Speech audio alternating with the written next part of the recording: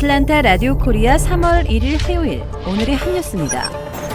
러시아가 우크라이나 제2도시 하리코프 내 민간인 거주 지역에 무차별 포격을 하면서 민간인 최소 10명이 사망했습니다. 오늘 외신들에 따르면 침공 닷새째인 지난 28일 러시아군은 우크라이나의 제2도시인 하리코프의 민가와 광장 등 민간인 거주 지역을 폭격했습니다. 소셜미디어에 올라온 영상에는 인구 140만 명의 하리코프 곳곳에 폭발이 일어나고 아파트는 흔들려 연기가 나는 모습이 담겼습니다.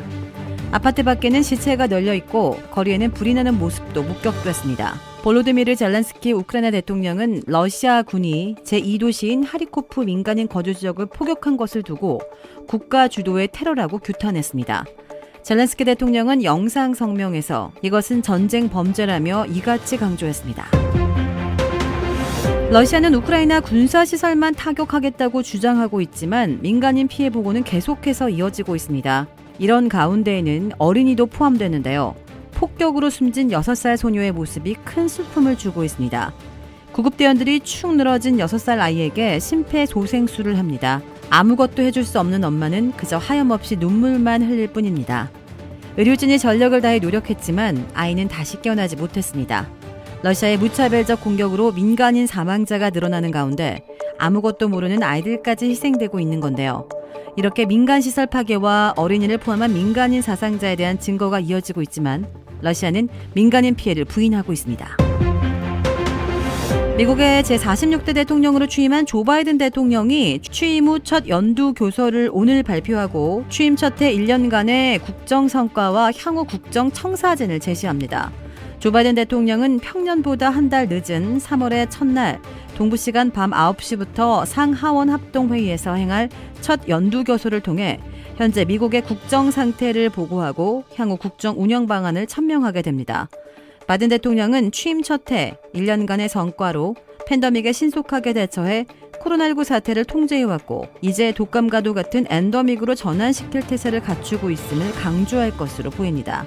또한 1조 9천억 달러를 투입한 미국 구조법 등으로 미국 경제를 지탱해 지난해 5.7%의 경제 성장률을 기록한 데 이어 1조 달러나 투자는 인프라 투자와 일자리법을 초당적 지지로 성사시켜 경기 부양에 나설 수 있다는 점을 주요 입법 성과로 내세울 것으로 예상됩니다. 또 물가를 잡기 위해 우크라이나 사태로 불확실하지만 전략 비축류 추가 방출과 휘발유세 면제 등으로 유가부터 잡겠다는 입장을 내세우고 워싱턴 정치권의 초당적 추진을 강조할 것으로 시사하고 있습니다. 러시아의 우크라이나 전면 침공과 관련해 바이든 대통령은 미군 병력을 우크라이나에 직접 파병해 전쟁을 확전시키는 일은 없을 것임을 분명히 하면서도 러시아가 주권국가 침략으로 혹독한 대가를 치르도록 국제사회에서 고립시키는 데에 앞장설 것임을 천명합니다. 또 하원한 대로 미국 경제법안이 확정되어야 한국인 전문직들에게만 매년 15,000개의 E4 비자를 제공하는 한국인 전용 전문직 취업비자와 창업비자 신설 등으로 한국인들에게 미국 취업의 길이 활짝 열리게 됩니다. 한국에서는 코로나19 확진자가 다시 폭증하면서 1일 오후 9시 기준으로 이미 20만 명이 넘는 역대 최다 규모의 신규 확진자가 발생했습니다. 서울시 등 각 지방자치단체에 따르면 이날 0시부터 오후 9시까지 전국 17개 시도에서 코로나19 확진 판정을 받은 사람은 20만 4,960명으로 집계됐습니다.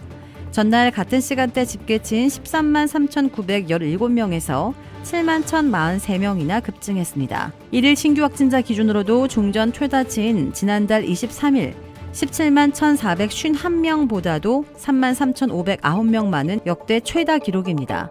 이렇게 코로나19 오미크론 변이가 대유행하는 가운데 한국의 전국 학교가 2일부터 새 학기를 시작합니다.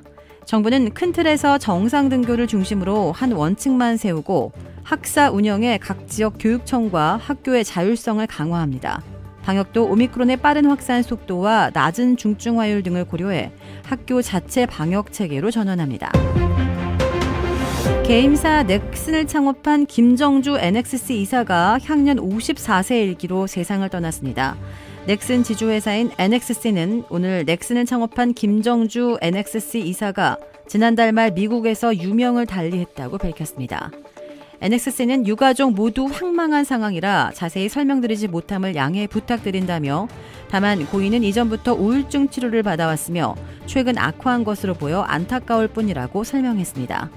회사는 조용히 고인을 보내드리려 하는 유가족의 마음을 헤아려 주기를 간절히 바란다고 당부했습니다. 김 이사는 온라인 게임의 개념조차 일반인들에게 생소했던 지난 1994년 자본금 6천만 원으로 창업한 넥슨을 불과 몇 년 만에 한국 내 게임업계의 정상을 다투는 대형업체로 키워낸 인물입니다. 넥슨은 2000년대 초반부터 NC소프트, 넷마블과 함께 국내 3대 게임사 3N 중의 하나로 꼽히고 있습니다. 김 이사는 1991년 서울대 컴퓨터공학과에서 학사학위, 1993년 한국과학기술원 전산과에서 석사학위를 각각 받았습니다. 그는 1994년 넥슨의 대표 게임이 될 바람의 나라 개발에 착수했으며 같은 해 넥슨을 창업했습니다. 주택 구매뿐만 아니라 커머셜, 웨어하우스, 비즈니스 건물까지 부동산계의 큰손 이주환 부동산. 크레딧 카드 빚 최대 80%까지 탕감.